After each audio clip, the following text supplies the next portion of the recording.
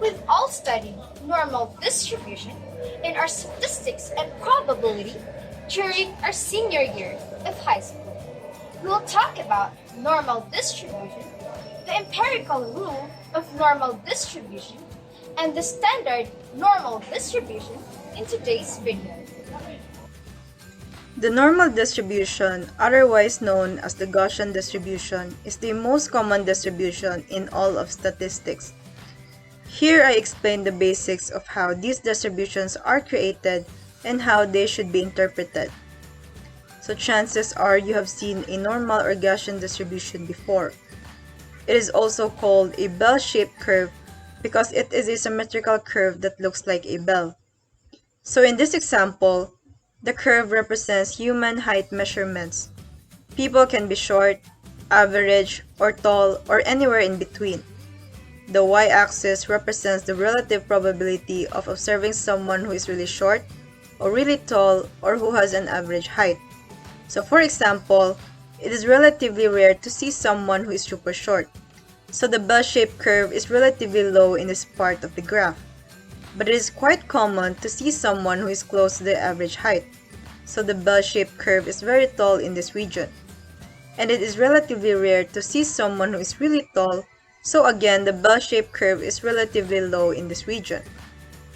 So here are two normal distributions of the height of male humans when born and as adults. So this is the distribution. Proceeding to the empirical rule, this refers to the 68, 95, 99.7 rule, which serves as a guideline to the distribution of data in a normal distribution. So here we can see 68% lies within one standard deviation, 95% lies within two standard deviations, and then 99.7% lies within three standard deviations. So knowing that, how will you know the area under the curve expressed as percentage in each of these regions?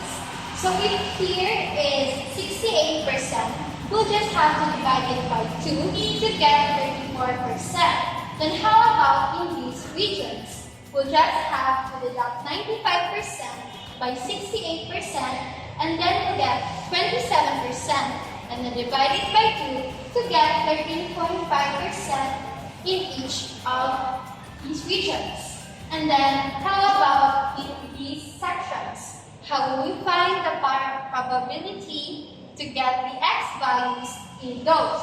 So we'll just have to deduct 99.7% by 95% and then we'll get 4.7 and then divide it again by 2 to get 2.35%.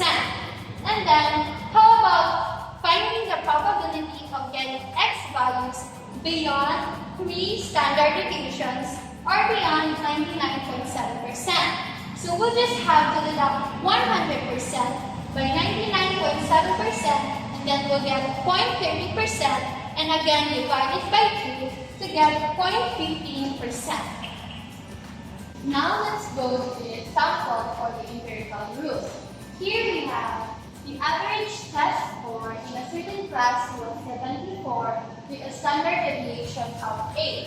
There are 2,000 students in this class. Use the empirical rule to answer the following questions. So before answering the questions, let's see what the curve is.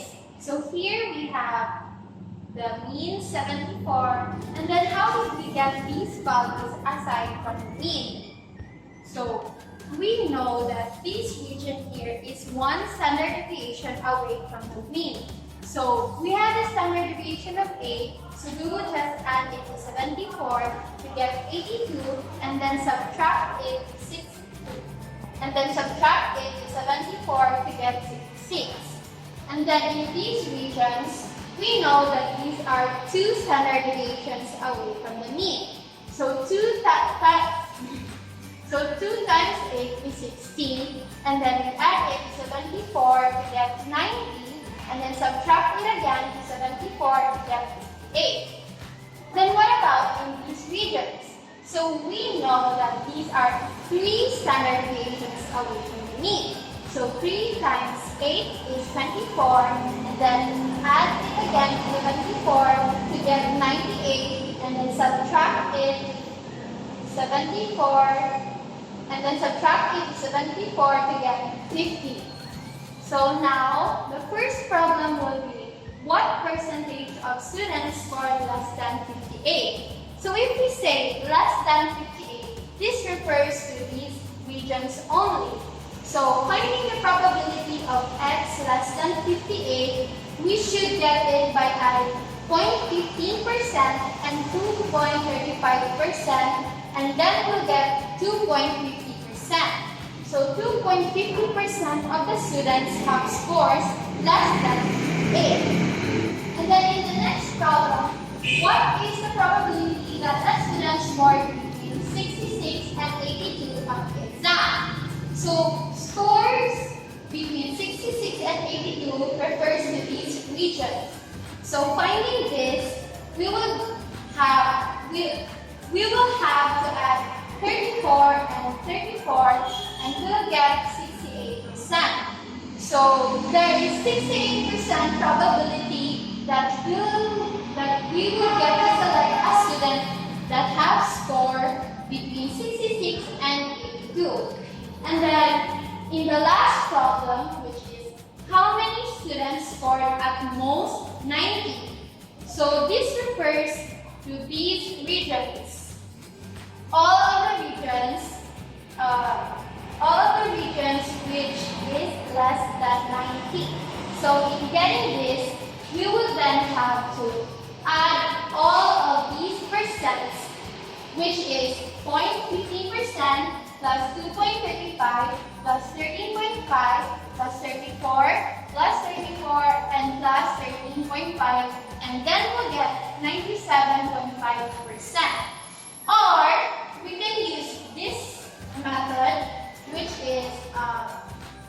is finding the probability of x less than or equal to 90 equals to 100%.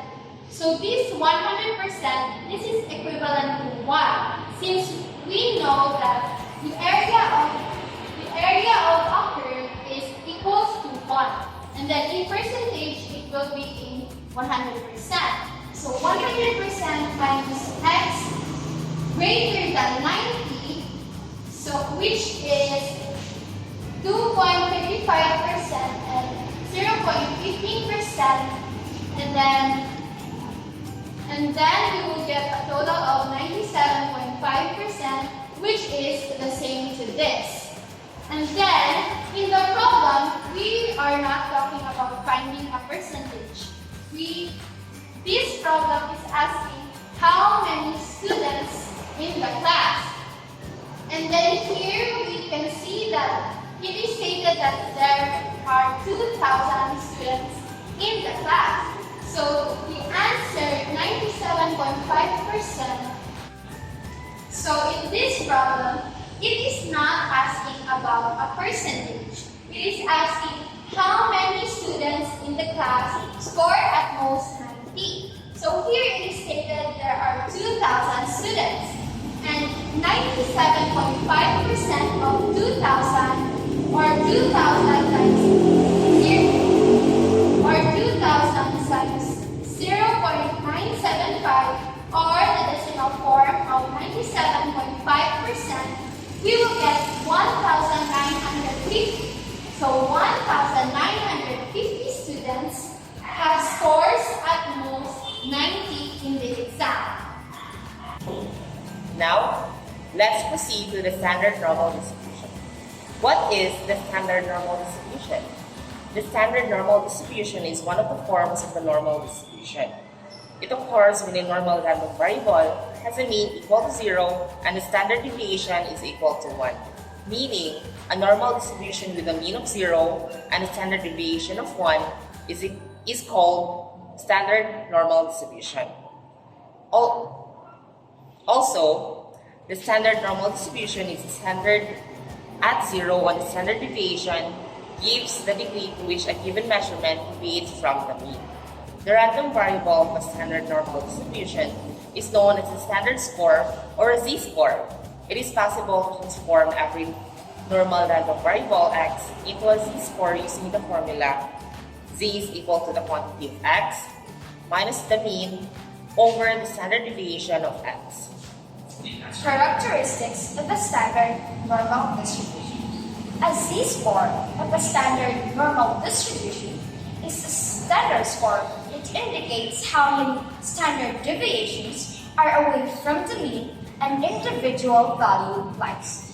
When z-score is positive, the x value is greater than the mean. When z-score is negative, the x value is less than the mean. When z-score is equals to 0, the x value is equal to the mean.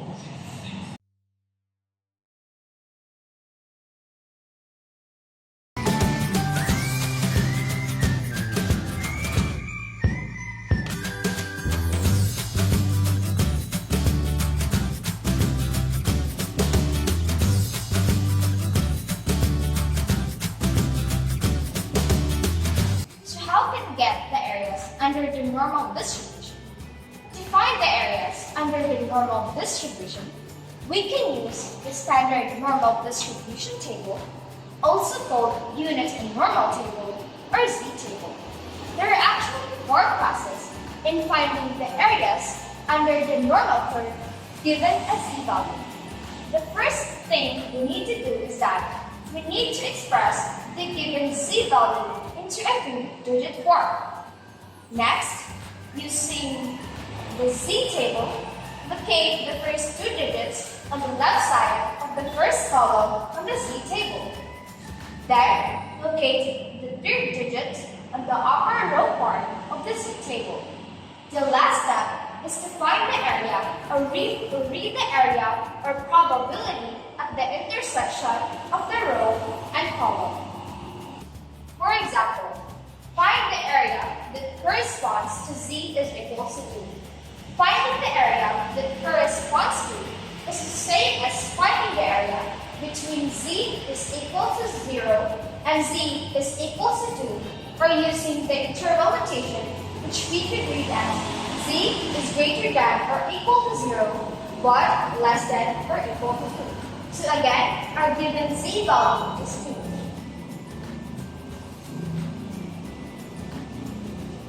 So as I have mentioned earlier, the first thing we need to do is that we need to express the given Z value into a 3-digit form. So 2 will become 2.00.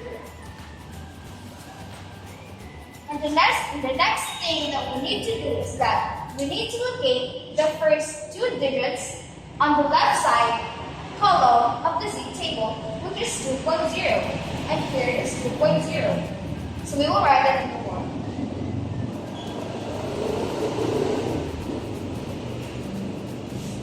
Then, the remaining 0 will be located, or we should find it in the upper part of the Z table. So here is 0.00. So as a result, this will become 2.0 plus 0.00.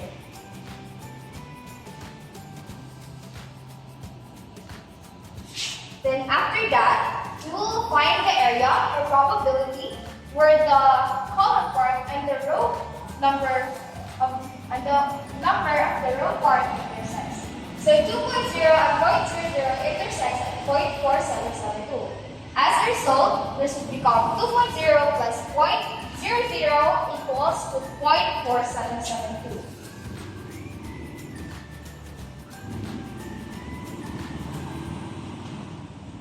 So as we look in the graph, the shaded portion is between 0 and 2. And the shaded portion has an area of 0.4772. Another example. Find the area that corresponds to Z is equal to 2.47. Finding the area that corresponds to is the same as finding the area between Z is equal to 0 and Z is equal to 2.47, or using the interval notation, which we will read as Z is greater than or equal to 0, but less than or equals to 2.27. Again, our given Z value is 2.27. So I will write it on the board. So in this case, we must consider the whole number and the 10th place of the 2.47, which is 2.4, in order for us to locate it in the Z table. So here is, we can find 2.4.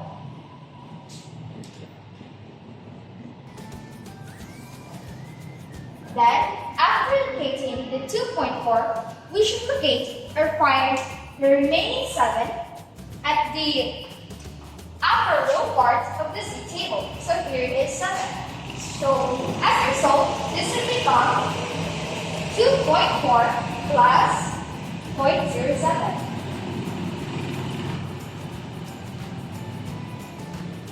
The intersection part of 2.4 and 0.07 is at 0.4932. So, this would become 2.4 plus 0.07 is equals to 4932, which corresponds to Z is equals to 2.47. So the graph will look like this. The shaded portion will be between 0 and 2.47 with an area of 0.4932. But what if the given Z value is negative? For example, the given Z value is negative 2.47. The answer is still positive. Why? Because the normal distribution property includes the fact that the curve is symmetrical. So even if the given Z value is negative 2.47, the answer is still positive, or the answer is still 0.4932. Let us now proceed with the examples. The problem 1 states that for some computers, the time period between charges and batteries are normally distributed with a mean of 50 hours and a standard deviation of 15 hours. Rohan is one of these computers and needs to know the probability that the time period will be between 50 and 70 hours. So the solution, let X be the random variable that represents the time period and given the mean which is equal to 50 and the standard deviation is equal to 15. And we are then asked to find the probability of X is greater than or equal to 50 but less than or equal to 70. By using the transformation equation, which is Z is equal to X minus the mean of X over the standard deviation of X. For X is equal to 15, Z is equal to 50. 50 here is the X, minus 50 here is the mean, over 15, which is the standard deviation, will then get the result 0. 0 will then become our mean. For X is equal to 70, Z is equal to 70 minus 50 over 15. 70 is the X, 50 is the mean, 15 is the standard deviation. We'll then get the result 1.33. The probability that X is greater than or equal to 50 but less than or equal to 70 will now become the probability of X is greater than or equal to 0 but less than or equal to 1.33. In order to get the area of X is greater than or equal to 0 but less than or equal to 1.33, we need to first get the area of 0 and 1.33. So in looking at the table, the area of 0 is 0. And the area of 1.33 is 0.4082. And to add those numbers, we will then get 0.4082. And now you can conclude that the probability that Rohan's computer has a time period between 50 and 70 is equal to 0.4082. We hope that at the end of this video, you've learned about the normal distribution, the empirical rule of normal distribution, and the standard normal distribution, which we've discussed in detail in this video.